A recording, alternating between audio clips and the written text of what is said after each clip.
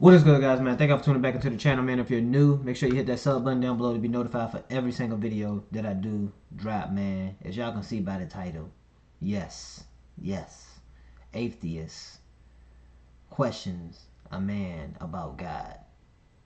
Y'all comment down below exactly what y'all think about this video as we're watching it. And then while you're watching it, make sure you hit that subscribe button too also at the same time. Yeah, man, without further ado, let's go ahead and get into it, man. When you had the tree, Adam and Eve decided, okay, we're not going to trust. It's not that they didn't believe in God when they grabbed that apple. It's that they didn't believe that God had their best in mind. Then they grabbed that apple. In this video, we will be looking at this encounter between a gay atheist. He said they believed that the guy didn't have that best in mind. Then they grabbed the apple. If I'm not mistaken, as I just read in Genesis chapter, I forgot what chapter, but the devil, which is the serpent, told Eve that it's okay, you can eat from that tree. And two street preachers. And I'll be doing some commentary along the way, so let's get into the video. But who's to say our God is the right God? Because I personally don't identify with the religion, but I do believe in a higher being and a higher power. But I don't personally believe in like the whole Jesus Christ thing or all those stories, because that easily could have been made up. And that's just my personal opinion. This is a common tactic that's used by atheists to say that they don't believe in Jesus to be God.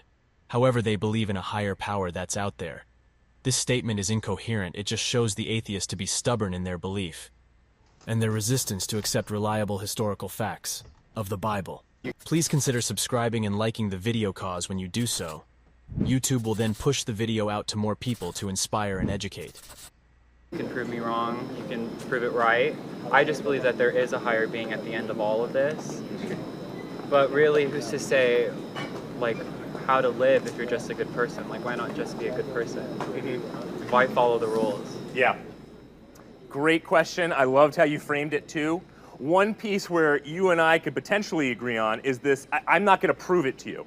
You couldn't prove your position to me because it's an existential, philosophical question. There's evidence behind it, and we want to land on where is the best evidence. Then we take a step of trust. Just like in marriage to a man or a woman, it's you weigh the evidence as to, is this person reliable? Do I love them? Why do I love them? And then you have to take a step of trust and faith. And for many people that I counsel, later on, they really regret it because the evidence actually was lacking where they thought it was truly there and this person was credible. So you have to look at the existence of God, and more specifically, to your good question, the existence of Christ, and was he truly who he claimed to be? Or if not, then totally discard him.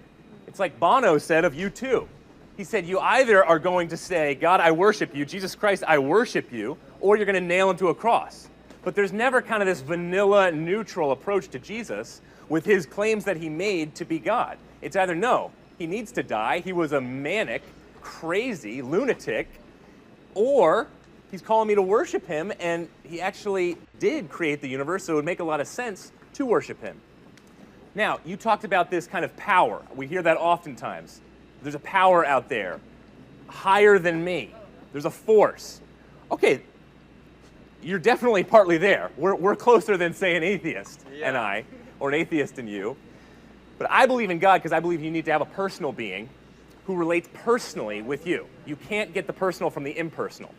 It makes sense that there's a personal, perhaps, force, you would say, out there. But I would say being. There'd have to be a being who loves you, who created you in his image, who gives you value, rather than you standing out here trying to say, you know, I've worked X, Y, and Z, I have attained X, Y, and Z, so now I have worth. Then, once you get there, we'd have to split these questions up because they're very long questions and great questions. Jesus Christ, 98% of secular Christian scholars believe that Jesus Christ existed as a person. So that there's almost a consensus on that. But then you have to work into, are the Gospels reliable? The claims that he made about himself, are those true? And you get those 7 in the Gospel of John alone, and then Mark, Matthew, he's claiming to forgive sins. He takes worship. Is his character reliable? Because if he's God, you want him to have a pretty good character. You would expect that from God. And then is there evidence behind the resurrection? So reliability of the Gospels, Are his claims real? Are his character good? And is there evidence behind the resurrection? And the real linchpin is evidence behind the resurrection. Was that historically reliable event, or is it just a joke? Are we out here just spitting fumes in such a way where there's no way somebody actually rose from the dead? We know that doesn't work. There's no evidence behind the resurrection. So it's just all a farce. Good. So, what do you think? Do you think Jesus rose from the dead or not? No. Okay, good. Why? That's not how it happens.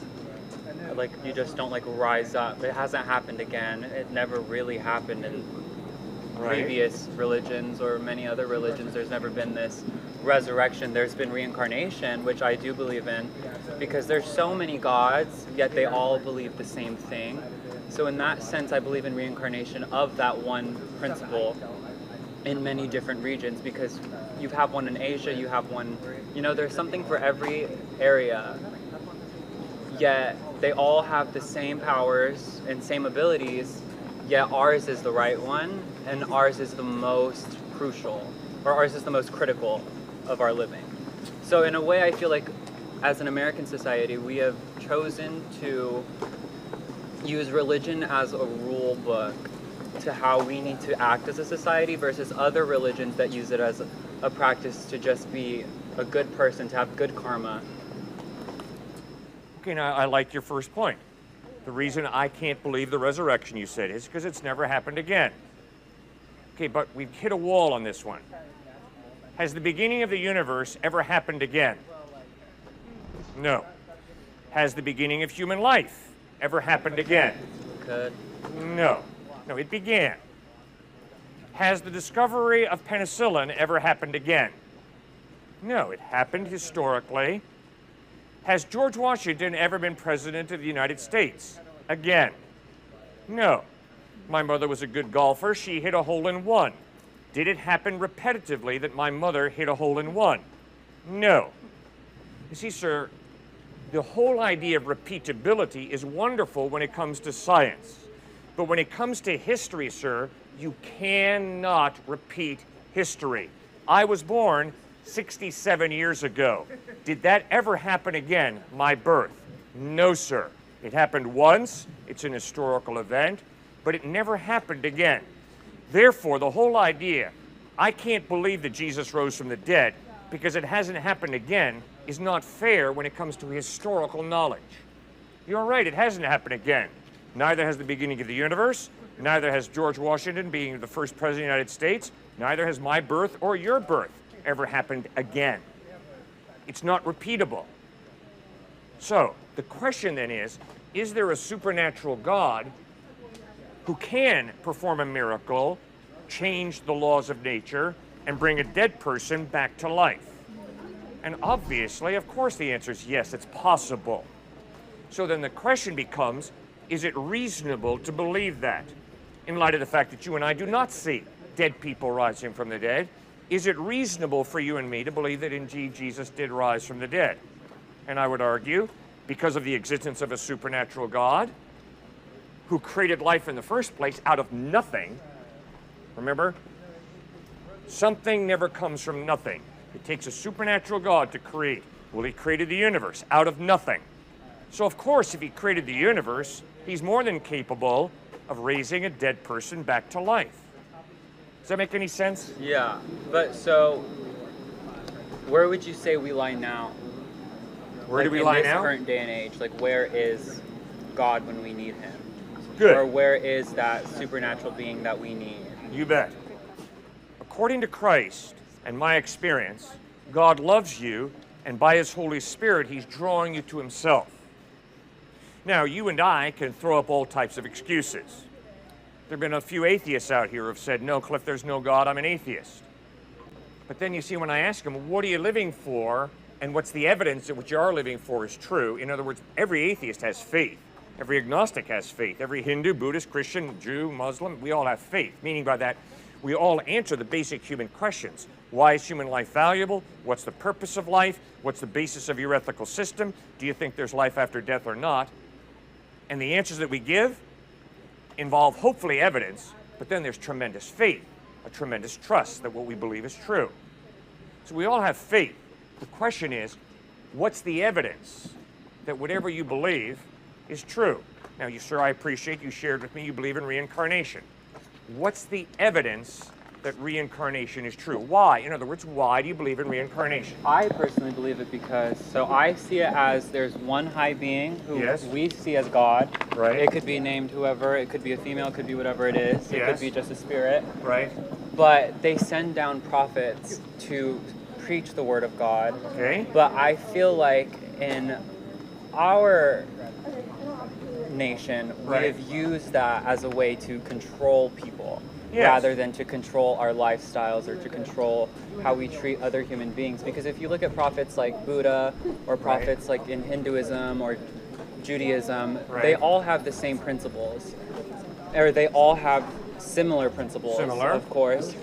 But when you look at Jesus, the principles are just so exact and so, not derogatory, what's the word? They're just so demeaning.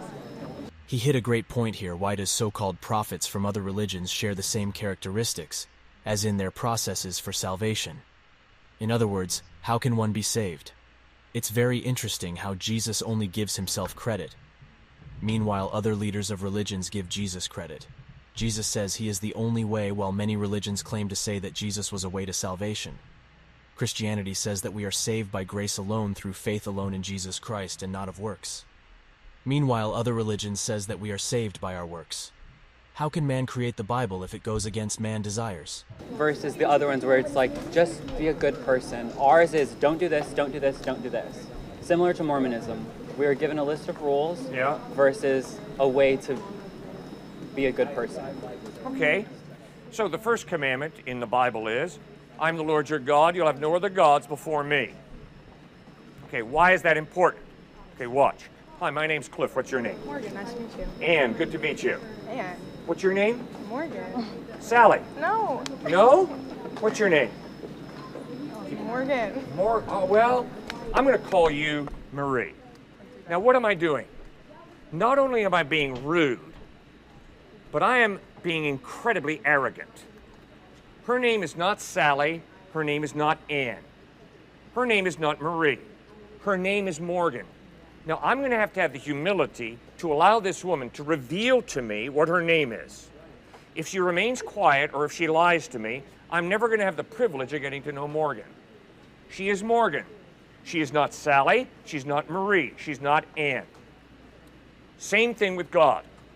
You know, I think God is a white male, about 6'1" tall, and he likes basketball. Oh, Cliff, wow, that's interesting. It happens that you're 6'1", white male, and you enjoy basketball. So you've basically created God in your own image. Don't do that, Cliff. It's rude to Morgan to not accept her revelation of herself, and it's rude to God to not accept his revelation of who he is.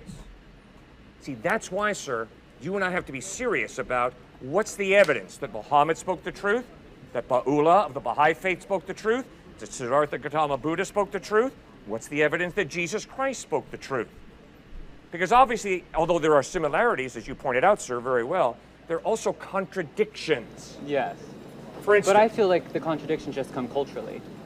Because Culturally? they all were spread out so far that the contradictions were just based on their culture.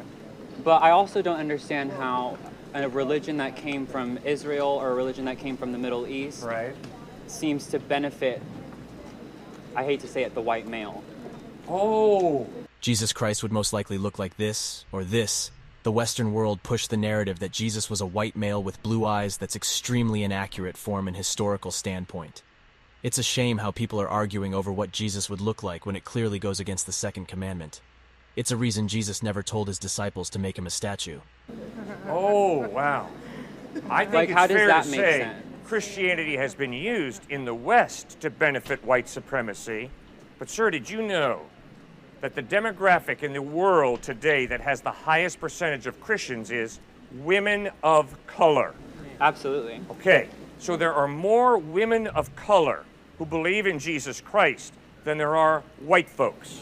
But that's just to combat the white folks that do it. A lot of women of color who feel the need to learn and practice Christianity do it as a way to rebuttal the white man's approach. I really don't feel like I turn towards religion to combat against white people. I'm just gonna say it right here. I definitely do. Okay, but wait a second, As a sir. You Latino. stepped into a big mistake How so? because you just made an incredible judgment of women of color. Yeah. And you said that women of color believe in Jesus Christ because they need a way to combat white folks. That is a lie, sir. And I know it's taught on this campus, so I understand why you would believe it. It's taught by some very intellectual professors of yours, okay? So I can empathize with you.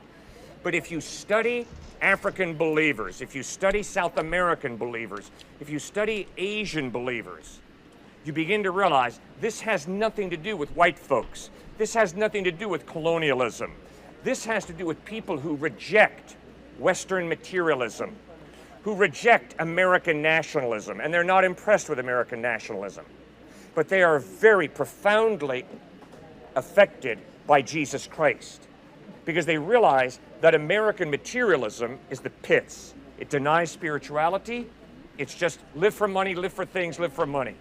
And my African brothers and sisters and my South American brothers and sisters and my Asian brothers and sisters reject that, but they say Jesus Christ. The evidence is he is reliable. The evidence is there's more to life than materialism. I'm going to follow Christ. Does that make any sense? A bit. I like how he was definitely respected the guy's questions. He didn't judge him.